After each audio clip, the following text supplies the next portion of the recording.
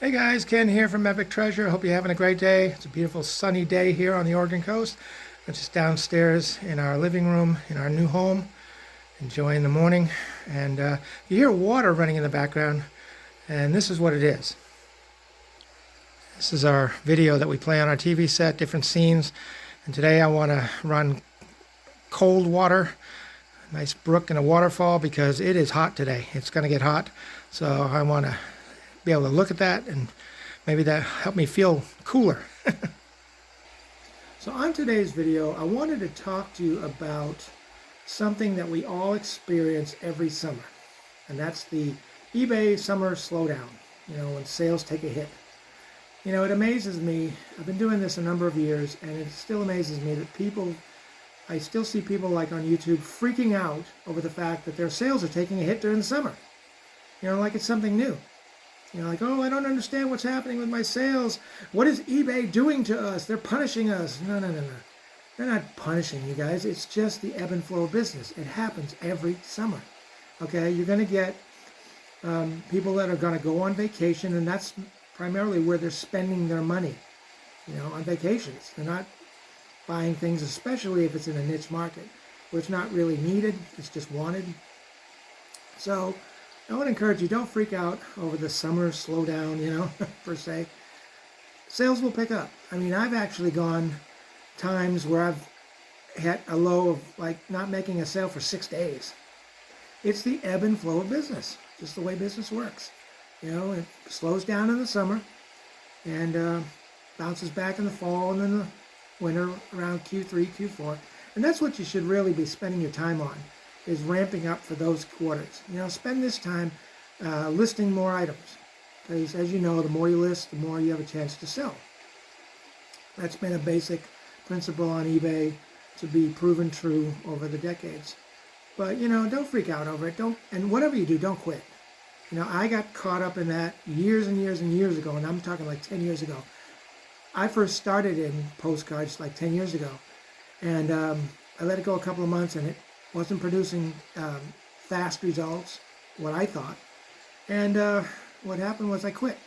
And I said, well, maybe I should just sell something else. And I did.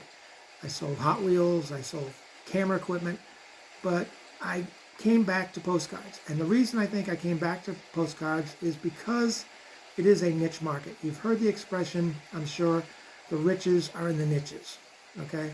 And I found this business model to be very scalable. In other words, it's not going to oversaturate. Yeah, there's a lot of people out there selling postcards, but it's not something that's going to go away. Postcards are like the third most collectible item in the entire world behind coins and stamps. So it's not going to go away. You've got historians, you've got scrapbook artists, you've got collectors. It's always going to have an audience out there that you can sell to. And there's an old saying in sales, and I've been in sales a long time, direct sales, and that saying goes, you find what people want, and then you sell it to them. Find out what people want, and then you sell it to them. So don't give up, don't quit. Just put your head down, go to work, whether it's, whether you're doing this full-time, part-time, whatever, even part-time. When you get home from your job, splash some cold water on your face and go to work, okay? And when you are consistent with that, when you're disciplined in that, the algorithm will pick up on that, and it'll boost your listings in search, because if it sees any huge lulls in activity, it's going to drive your listings to the bottom. If you don't list for like 3 weeks, it's going to say, hey, this isn't very active, so I'm going to drop the listings, in search. So you don't want that. What else? I just want to encourage you, everybody goes through it. I've gone through it. I've thought about quitting, doing something else. I get tempted, but it always comes back to doing postcards. And now, I've ventured off into adding another product line. I'm doing print ads, magazine print ads. And right now I have about 90 print ads listed in my store. And I haven't sold one yet. And I've been looking at that. But it'd be real easy to get discouraged. Say, well, this isn't working. I've had it up about 3 weeks and I haven't made a sale yet. But you know what? This is long tail items, okay? You're going to make money with postcards, with print ads over time, not overnight, okay? There is a lure in the postcard business and even in print ads that think, oh, I see all these people making all this money and I should be making all this money. And if you're not, you think it's a scam or something. It's not. I'm convinced that people buy when they're ready to buy. You can't trick them. You can't coerce them. You know, whenever they're ready to put that, you know, sale on their credit card or in their PayPal account or whatever, that's when they're ready to buy. I've had people watch my items for 3 weeks and not buy, and then finally pull the trigger. So it'll happen. Trust me, it'll happen. But you've got to stay committed. You've got to stay focused. You've got to stay disciplined, especially. You know, passion will only get you so far. Okay, but discipline is what's going to get you through the slow and the hard times. So I just want to encourage you this morning. It is a great business model. I'm glad I came back to it. You know, recently I had to take a hard look at, you know, what I was doing as far as running sales. I ran a sale, a liquidation sale that was like 75% off. And I was making sales. I mean, that phone was chinging to chinging to chinging all the time, okay? But the sales weren't very much. I mean, the profit margins were slim. And I know I wanted to try to liquidate the product so I can get other better cards. That was the whole purpose of it. But if you're not getting the cash flow in order to get those cards, then you got to take a second look at it. And I found out, I looked at my stats, and I found out that I was running at about 91% of my total sales in operating costs. And that's not where you want to be at. I like to run my operating costs about 30-35%. And I was at 91%. In other words, I was spending 91 cents of every dollar just to make that dollar. You know, if I wanted to make that dollar, for every dollar I earned, I was spending 91 cents to make that. You know, don't be fooled by these people. And I'm not saying everybody does it, but don't be fooled by these people that claim they're making all this money, whether it be with postcards or whatever, because gross sales don't mean a whole lot. You know, you could claim that, you know, you could make $10,000 a month. You know, you could be making $10,000 a month, but if it took you $9,000 to make that $10,000, then you're really only making $1,000. See what I'm saying? So don't always, you know, take that with a grain of salt. I'm not saying everybody does that, but most people are honest. But that's what I was finding. And then once I changed that and I tweaked my sales amount, you know, my markdown sales that I've been running back to 20%, the sales started coming back and my usage percentage went way down. And I've gotten it down, I think, to now about 35%, whereas where I want it. Okay? Which means I'm making more profit. I'm still making sales. And, yeah, everything's starting to come back, starting to breathe again. So, yeah, don't be fooled by these people. Some people will even flash all this cash in front of you. Well, guess what, guys? A lot of times that cash, it's fake prop money. You can actually go online and buy it. You can buy $10,000 worth of fake prop money for like $100. And they use it in their videos to make it look like they're more successful than they are, when they're really not. It's called living in the fake it until you make it world. But, you know, on the money itself, it says this is not legal tender. It is prop money. It's used in the motion picture industry. Okay. So don't, you know, be careful with that kind of stuff. It's still a viable business model. Okay.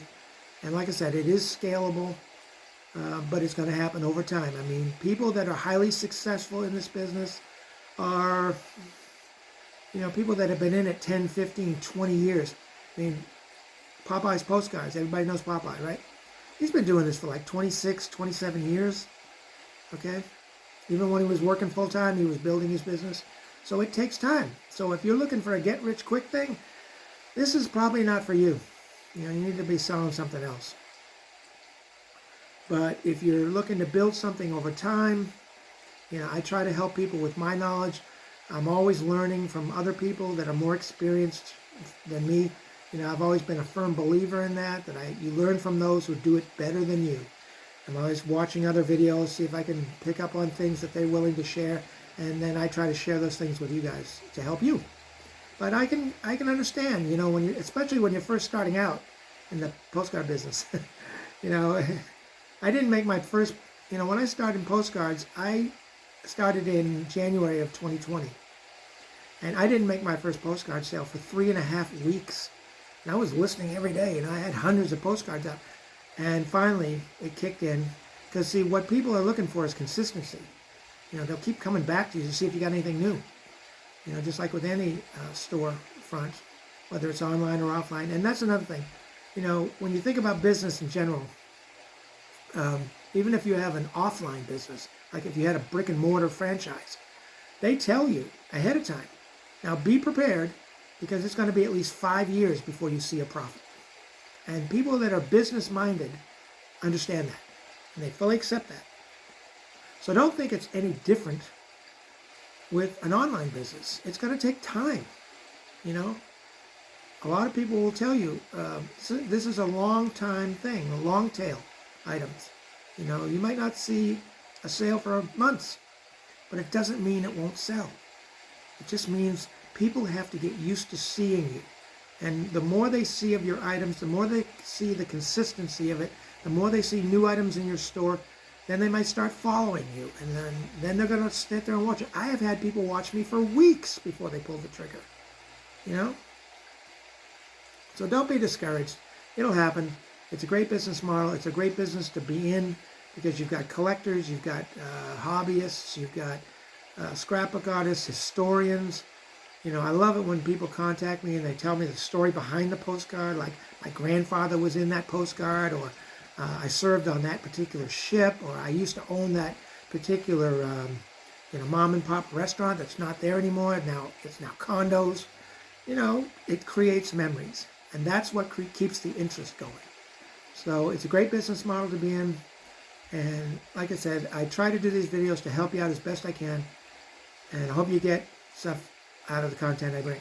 But I just wanted to do this video just to encourage you. Don't worry about the summer slowdown. It will pick up. You know, you just got to give it time. You know, this is a time you need to just put your head down and go to work and just focus on listing. And, yeah, the sales will come back. Okay? Anyway, as always, if you got anything out of this video, and I hope you did, you know what to do. Smash that like button. It helps the channel. I appreciate it. And I'm going to go. But you have a great day and a great summer. And I wish you the best and success in whatever you're doing. But, yeah, I'm going to go. But you guys have a great day. And we'll see you on the next video. Take care. And bye for now.